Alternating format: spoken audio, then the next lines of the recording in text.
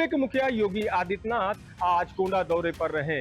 कन्नैलगंज विधानसभा में जनसभाओं को भी संबोधित किया। 262 परियोजनाओं का लोकार्पण और शिलान्यास किया। उत्तर प्रदेश के मुख्यमंत्री योगी आदित्यनाथ ने शनिवार को गोंडा जिले के कन्नैलगंज क्षेत्र में 516 करोड़ रुपए की 262 विकास परियोजनाओं को लोकार्पण और शिलान्यास किया। इस दौरान उन्होंने कहा कि वर्ष 2017 से पहले प्रदेश में असुरक्षा और दंगों और अराजकता का माहौल था, जिसके कारण राम भक्त भी अयोध्या नहीं जा पाते थे। आज उत्तर प्रदेश का कानून व्यवस्था विकास और सुशासन का मॉडल बनकर उभरा है। मुख्यमंत्री ने कहा कि डबल इंजन की सरकार नीतियों ने प्रदेश की तस्वीर और तकदीर दोनों बदल दी है। योगी आदित्यनाथ ने कहा कि 500 वर्षों के लंबे इंतजार के बाद अयोध्या में भव्य राम मंदिर का निर्माण हुआ, जो डबल इंजन सरकार की ऐतिहासिक उपलब्धि है। उन्होंने कहा कि पहले राम भक्तों पर लाठियां और गोलियां चलाई जाती थी, जबकि आज अयोध्या विश्व स्तरीय धार्मिक और संस्कृति की नगरी के रूप में विकसित हो रही है। देश दुनिया से श्रद्धालु बड़ी संख्या में भगवान श्री राम के दर्शन के लिए पहुंच रहे हैं। जिस तरीके से मुख्यमंत्री योगी आदित्यनाथ प्रदेश के तमाम जिलों का लगातार दौरा करते हुए नजर आ रहे हैं, तो कहीं ना कहीं ये अनुमान लगाया जा रहा है कि 2027 के चुनाव को देखते हुए कहीं ना कहीं तैयारियां करते हुए नजर आ रहे हैं। गोंडा से राशिद खान, हिंदी खबर। राजस्थान के कोटा में 1100 वर्ष पुराने चंद्रेसल मठ के महंत देवानंद महाराज की हत्या हो गई। बदमाशों ने उन पर चाकू से ताबड़तोड़ वार किया और उनकी हत्या कर दी। राजस्थान के कोटा के बोरखेड़ा थाना क्षेत्र में एक सनसनीखेज मामला सामने आया है।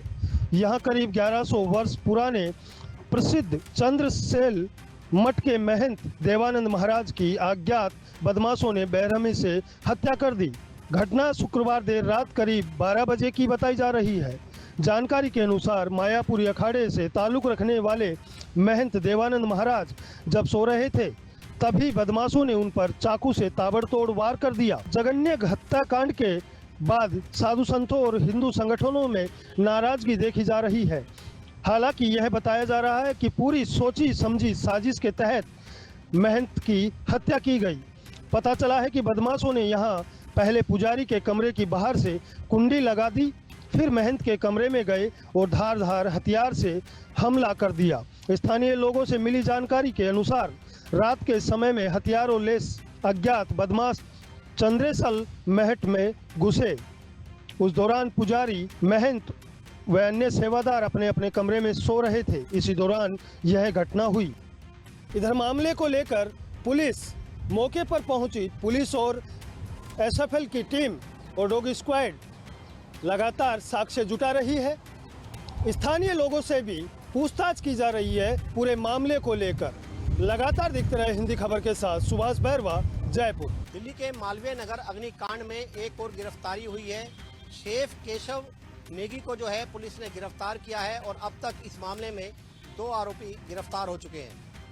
दिल्ली के मालवीय नगर में बीते दिनों लगी आग के बाद पुलिस का एक्शन जारी है। मालवीय नगर आग हादसे में दिल्ली पुलिस ने 2 आरोपियों को गिरफ्तार किया है।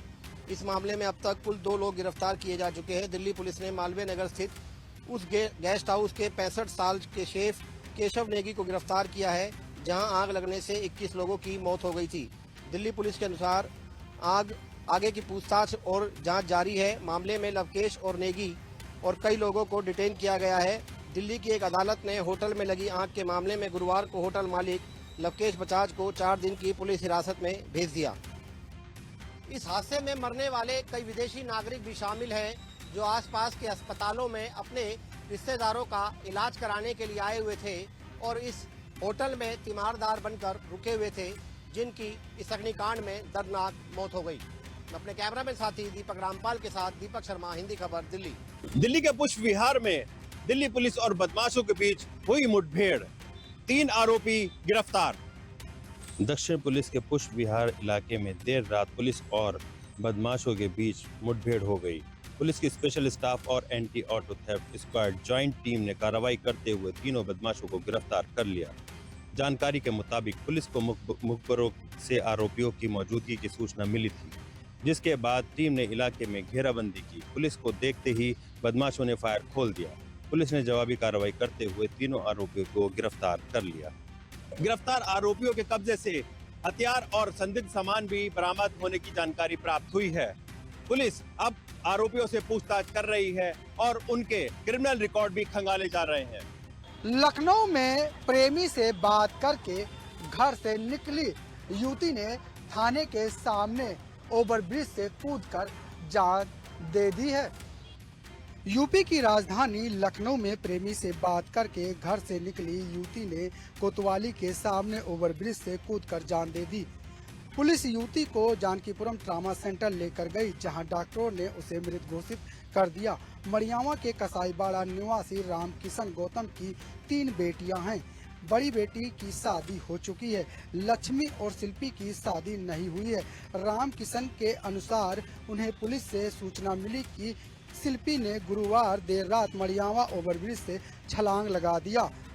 पुलिस उसे जानकीपुरम ट्रामा सेंटर लेकर गई, जहां डॉक्टरों ने जांच के बाद उसे मृत घोषित कर दिया। पिता के अनुसार शिल्पी कुछ समय पहले तक वो ब्यूटी पार्लर में काम कर रही थी। शिल्पी का एक युवक से प्रेम प्रसंग चल रहा था। परिजनों के मना करने के बावजूद वो उसी से शादी करने की जिद कर रही थी।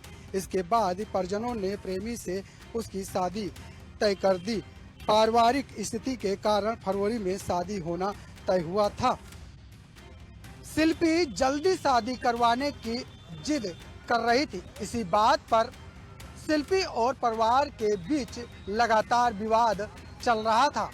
कैमरामैन मनोज के साथ मैं लाल चंद, हिंदी खबर, लखनऊ। यूपी के अमेठी में दर्दनाक हादसा, सोते परिवार पर गिरी जर्जर दीवार, मां बेटी की मौत। अमेठी के जामो थाना क्षेत्र के अंतर्गत पूरे पारमेश्वरी मजरे घाटमपुर गांव में रात के एक दर्दनाक हादसा हो गया।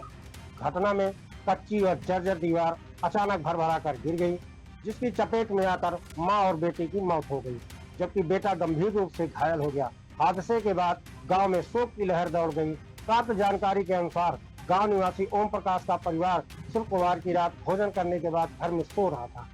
रात करीब 3:30 बजे परिवार के सदस्य गहरी नींद में थे, तभी मकान की कच्ची और जर्जर दीवार अचानक गिर गई। दीवार के पास सो रही ओम प्रकाश की पत्नी कमलेश कुमारी और उनके 2 बच्चे मलबे के नीचे दब गए। दीवार गिरने से तेज आवाज सुनकर परिवार के अन्य सदस्य और आसपास के ग्रामीण मौके पर पहुंचे। ग्रामीणों ने तत्काल राहत कार्य शुरू किया और काफी मशक्कत के बाद मिट्टी और मलबा हटा करके तीनों घायलों को बाहर निकाला। इसके बाद 108 एम्बुलेंस की सहायता से उन्हें सामुदायिक जामो पहुंचाया गया। घटना की सूचना मिलने पर जामो थाना पुलिस मौके पर पहुंची और पंचायतनामा कर पोस्टमार्टम की कार्यवाही शुरू की और इसकी सूचना राजस्व विभाग को भी दे दी गई है। विकास शुक्ला, हिंदी खबर, जनपद अमेठी। यूपी के मुजफ्फरनगर में तेज रफ्तार का कहर देखने को मिला, जिसमें 3 लोगों की मौत हो गई। मुजफ्फरनगर में तेज रफ्तार ट्रक ने बाइक सवार महिला समेत 3 को कुचल दिया। हादसे में तीनों की मौके पर मौत हो गई। शनिवार सुबह तीनों एक ही बाइक से हरिद्वार की ओर जा रहे थे, तभी पीछे से आ रहे ट्रक ने उन्हें टक्कर मार दी। बाइक सवार सड़क पर गिर गए, जिसके बाद ट्रक का पिछला हिस्सा उनके ऊपर चढ़ गया। हादसा इतना भयंकर था कि तीनों के शवों के चीथड़े सड़क पर चिपक गए थे। इसके बाद कई वाहन उनके ऊपर से गुजर गए। शवों के अवशेष काफी दूर तक सड़क पर बिखर गए। राहगीरों ने तत्काल पुलिस को सूचना दी। हादसे के बाद हाईवे पर लंबा जाम लग गया और मौके पर भारी भीड़ जमा हो गई। पुलिस ने सड़क पर बिखरे शव के अवशेषों को एकत्र कर पोस्टमार्टम के लिए भेज दिया। मामला छपार थाना क्षेत्र स्थित दिल्ली हरिद्वार नेशनल हाईवे का है। सूचना मिलते ही रामपुर तिराहा चौकी प्रभारी और छपार थानाध्यक्ष मोहित चौधरी पुलिस बल के साथ मौके पर पहुंचे थे, जिसके बाद उन्होंने देखा कि तीनों के शवों के चीथड़े सड़क पर फैले हुए थे। यश चौधरी, हिंदी खबर, मुजफ्फरनगर। गाजीपुर जनपद के होटल कारोबारी विनीत राय हत्याकांड में जहां एक तरफ पुलिस मुठभेड़ में मार गिराए गए कमलेश चौधरी पर अब सियासी संग्राम मचा हुआ है। जहां एक तरफ समाजवादी पार्टी ने इसे जाति आधारित एनकाउंटर बताया, तो वहीं दूसरी तरफ बीजेपी के नेताओं ने कहा कि कमलेश चौधरी एक पेशेवर अपराधी था। यूपी के गाजीपुर में होटल व्यवसायी के बेटे विनीत राय हत्याकांड के मुख्य आरोपी कमलेश चौधरी के एनकाउंटर के बाद अब पूरा मामला जाति सियासत में बदल गया है। एनकाउंटर के एक दिन बाद अंतिम संस्कार के दौरान पुलिस पर हमले और पथराव से इलाके में तनाव पसरा है। मामले में 29 मई को विनीत राय की हत्या के बाद 30 मई को एफआईआर दर्ज हुई। 2 जून को पुलिस ने आरोपियों पर 50,000 रुपए का इनाम घोषित किया और फिर इसे बढ़ाकर 1 लाख कर दिया और 3 जून को कमलेश चौधरी का एनकाउंटर कर दिया गया। 4 जून को अंतिम संस्कार के दौरान कमलेश के समर्थकों ने पुलिस पर पथराव कर दिया, जिसमें 4 पुलिसकर्मी घायल हो गए। एसपी डॉक्टर इरज रजा ने चेतावनी देते हुए कहा, उपद्रव करने वालों के खिलाफ सख्त कार्रवाई की जाएगी। तो वहीं सपा का कहना है कि कमलेश चौधरी को इसलिए निशाना बनाया गया क्योंकि वह पिछड़े वर्ग से था और सपा कार्यकर्ता भी था। बाकी 3 आरोपी अभी भी फरार हैं। बीजेपी प्रवक्ता आनंद दुबे ने सपा के जो आरोप लगाए गए हैं उसको सिरे से खारिज किया और बताया कि कमलेश चौधरी एक पेशेवर अपराधी है और उसके ऊपर पहले से ही कई गंभीर धाराओं में मुकदमे दर्ज हैं। हिंदी खबर के लिए पवन मिश्रा, गाजीपुर। उत्तर प्रदेश के गोरखपुर से एक दिल दहला देने वाला मामला सामने आया है, जहां जहरीली दही खाने से 2 बच्चों की मौत हो गई। गोरखपुर के गीडा थाना क्षेत्र के बरबार खुर्द के रहने वाले आरोपी सत्यम कन्नौजिया को पुलिस ने गिरफ्तार कर लिया है। ऑटो चालक सत्यम के पिता अनिल कन्नौजिया ने गुरुवार शाम गीडा थाने की पुलिस को सूचना दी थी कि उनके 5 वर्षीय अक्षत और 8 वर्षीय परी को उनके बेटे सत्यम ने कोई जहरीला पदार्थ खिला दिया है। दोनों बच्चों को तुरंत इलाज के लिए बीआरडी मेडिकल कॉलेज गोरखपुर में भर्ती कराया गया, जहां उपचार के दौरान सुबह दोनों की दर्दनाक मृत्यु हो गई। इस घटना में बड़ी बेटी की जान बच गई, जबकि वारदात के समय बच्चों की मां अपनी ड्यूटी पर थी।